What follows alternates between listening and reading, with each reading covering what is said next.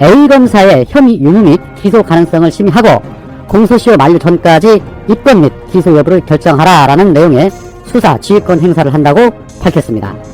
박범계 장관은 대검 감찰부장은 지난해 9월 임 전 검사에게 이번 사건의 검토 조사를 지시했는데 대검은 임 검사에 대해 수사권을 주지 않았다며 또 임 검사가 증언했던 2명을 모해이중으로 입건하여 기소함과 아울러 관련 검찰 공무원들에 대한 감찰 및 수사에 착수하겠다고 보고하자 대검은 주 책임자를 감찰 3과장으로 변경하고 종결 처리했다.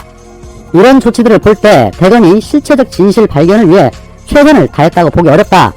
대검 감찰부장과 임 검사가 최종 판단에 참여하지 않은 채 결론을 내렸다는 점에서 결론의 적정성마저 의심받고 있다.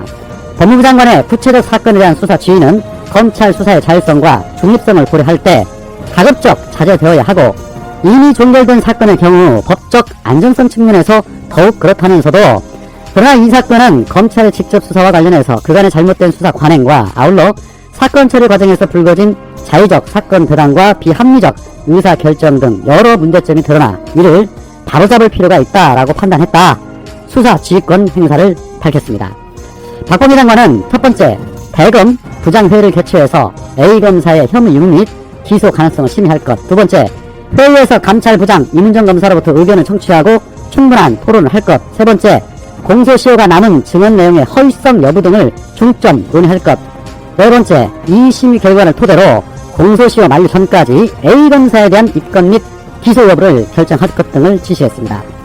박범계 장관은 또 법무부 감찰관실과 대검 감찰부가 합동해서 한 전 총리 사건에서 드러난 위법 부당한 수사 절차 및 관행에 대해 특별 점검을 실시하고 개선 방안 등을 신속히 보고할 것도 지시를 했고 조사 결과에 따라 후속 조치를 검토할 예정이라고 합니다.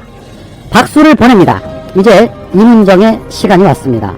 이문정 검사로부터 의견을 청취하고 토론을 하라고 한 부분, 그리고 공소시효 만료 전에 기소 여부를 결정하라고 한 부분, 이제 시작입니다.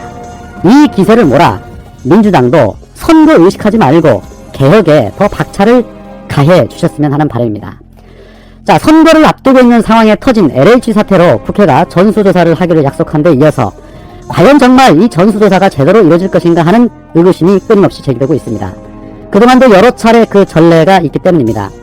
전수조사를 앞두고 지난해 기준으로 국회의원 중 절반 이상인 155명이 토지를 보유한 것으로 나타났습니다. 지난해 총선 전인 3월에 국회 공직자윤리위원회가 재산 공고한 의원들 중에 21대에도 당선된 의원들과 8월에 공개된 신규 등록 의원들의 재산 목록을 오늘 조사한 결과입니다. 배우자와 부모, 자녀가 보유한 토지도 포함이 되어 있습니다. 민주당 의원들은 88명으로 전체 174명 중에 50.6%, 국민의힘은 63명으로 102명 중에 61.8%를 차지했습니다. 그 밖에 정의당 2명, 열린민주당 1명, 무소속 1명입니다.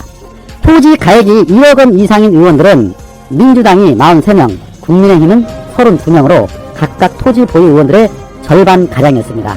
민주당 의원들이 보유한 토지 가액을 모두 합하면 154억 5,300만원 규모이고 한 명당 평균 1억 7,600만원 가량이며 국민의힘은 449억 7,500만원으로 평균 7억 1,400만원 가량입니다. 그 중에서 213억 원대 토지를 보유한 박덕흠을 빼고 계산을 하면 평균 3억 8천만원 가량이 됩니다. 다시 한번 박덕흠이 얼마나 많은 토지와 부동산을 가지고 있는지 확인이 되는 부분입니다. 자, 박덕흠 외에도 국민당 의원들 중에 보유한 토지 가액 합계가 10억 원 이상인 경우도 적지 않습니다. 자, 한눈에 봐도 어느 당이 토지를 많이 가지고 있는지, 필요 이상의 땅을 보유하고 있는지 확인이 되는 부분입니다. 국민당에서 문재인 대통령을 향해 수많은 의혹으로 입을 털고 각종 의혹을 제기하면서 과연 이들 중에 투기를 한 사람이 몇이나 나오게 될까요? 아마도 전부 조상 때부터 물려받은 거라는 소리가 가장 많이 나올 겁니다. 물론 땅을 가지고 있다고 해서 다 잘못되었다라고 말할 수는 없습니다. 문제는 그 땅을 가지고 있으면서 누구처럼 의도적으로 개발 이익을 취하려고 했다든지 아니면 개발 정보를 미리 알고 투기했던 것들이 문제가 되겠지요. 말로만 대충 넘기려고 하지 말고 확실하게 투기인지 아닌지 발본색원해서 이번 기회에 투기로 밝혀지면 의원직 사퇴와 함께 법적 처벌도 시켜야 국민들의 신뢰도를 되찾을 수 있을 겁니다. 자, 그리고 될 수 있으면 다루고 싶지 않은 소식이 바로 박원순 전 시장님의 소식입니다. 마음이 너무 안 좋아서 될 수 있으면 안 다루고 싶은데 오늘은 도저히 참을 수가 없어서 잠깐 말씀을 드립니다. 다들 아시겠지만 오늘 피해 호소인이 또 정치적인 기자회견을 했습니다. 얼굴도 사진도 없습니다. 미투라면서 얼굴은 철저하게 보호해주는 기덕이들 참 대단합니다. 피해자 얼굴은 없는데 어떻게 피해자라고 말을 할 수 있을까요? 어떻게 미투라고 할 수 있을까요? 그러면서 이의를 제기하면 2차 가해랍니다. 침묵해도 2차 가해랍니다. 이거 대한민국이 비정상적으로 돌아가고 있습니다. 여튼 이번 기자회견의 취지는 또 한 번 대국민 우롱하는 정치쇼였습니다. 길게 말 안 하겠습니다. 피해 호소인을 앞세워서 오늘 그 자리에는 이수정 교수도 앉아있던데 창피한 줄 아시길 바랍니다. 정말 당신들이 그 사람을 위해서 그 자리에 나갔습니까? 아니면 선거에 반전을 꾀하려고 나갔습니까? 정말 힘든 싸움을 하는 여성들이 얼마나 많은데 그런 분들은 전부 나몰라라 하면서 이 사건에는 빼놓지 않고 따라다니는 한심한 사람들. 그러나 당신들이 악영화를 했던 그 정치쇼는 오히려 역풍을 맞을 겁니다. 지켜보면 알게 될 겁니다. 그런데 화가 나는 것은 앞서 서울시장 후보로 나선 박영선 후보가 사과를 한 데 이어 오늘은 양양자 의원이 2차 가해에 대한 당 차원의 책임 있는 조치를 요구한다.